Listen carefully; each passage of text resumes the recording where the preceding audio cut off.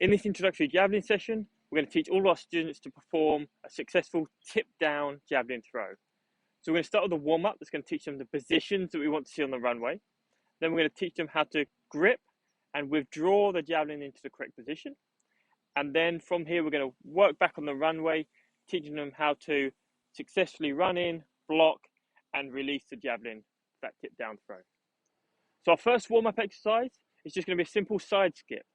We're going to use this to warm up our adductors, but we're also going to think about setting a nice tall posture, nice stiff ground contact, and creating this nice open chest that we're going to want to see in the throw.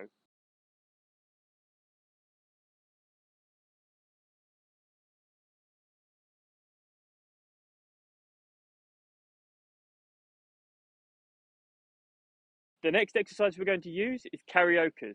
So we're going to use this to learn how to create separation between our lower body and our upper body that we want to see in the throw. So as we move, the aim is to create maximum distance, maximum range between our upper body and our feet.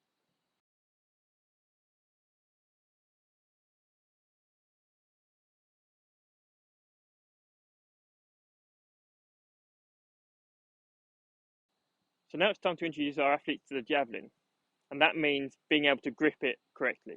There's two main grips that we'll see in the textbooks.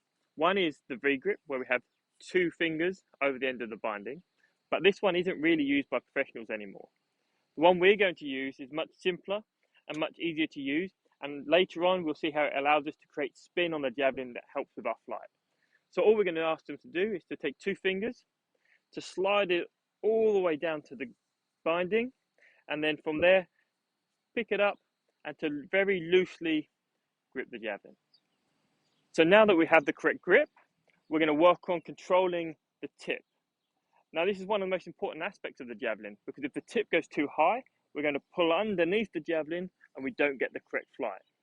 So we're going to use the high knee run to learn how to control this tip. So we're going to try and have the hand nice and high above the shoulder, and we're going to try as we run to keep the tip down and in front of our left eye.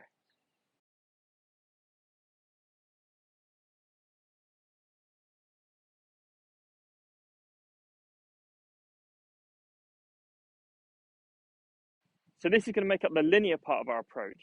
Now we need to learn how to withdraw the javelin into our crossover position. This is quite simple. If we already have our hand in a nice high position and we have the javelin tip over our left eye, all we have to do, instead of pulling the javelin back into position and losing this body shape, we're going to leave the javelin exactly where it is, and we're going to run underneath it, and we should see this javelin now on my right eye. So now we're in our withdrawal position. We're going to practice our crossovers. So we're going to try and keep this tip under control, our nice tall position, and we're going to step the right foot in front of the left.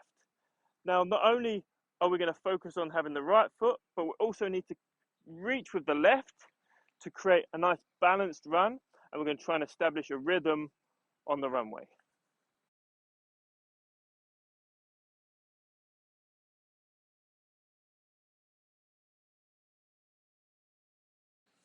So now we're into the second part of our session, which is learning how to deliver the javelin.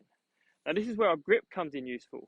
Using the traditional grip allows us to turn our hand in, allows us to turn our shoulder in, and this creates this nice C shape that we're looking for, and it gives us this nice tight javelin position. Now from here, when we want to throw, we're going to come from this internal rotation. We're going to turn our hand all the way over to point where we want the javelin to go, and this is what gives us the spin on the javelin and gives us that nice flight that we're looking for. So we're going to practice this in our spike exercise, where from a nice standing position, in our crossover position, we're going to turn the javelin in, and we're going to turn the javelin out and point where we want it to go to deliver.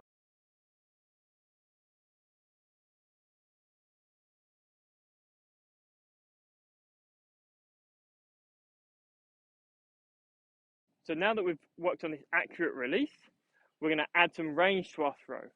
So we're going to take our same front on position, and this time we're going to load the back leg to add this range, taking the javelin back as far as we can, and we're going to transfer to the front leg and then deliver the same way.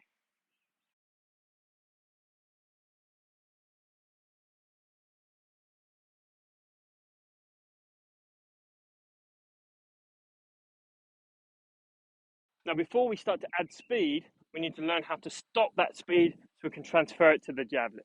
So we use a single leg block exercise to learn how to stop in a nice strong position and then deliver our standing throw. So we're going to come into our standing throw, we're going to step behind with the back leg, and then we're going to step forward, stop the movement, and then deliver the throw.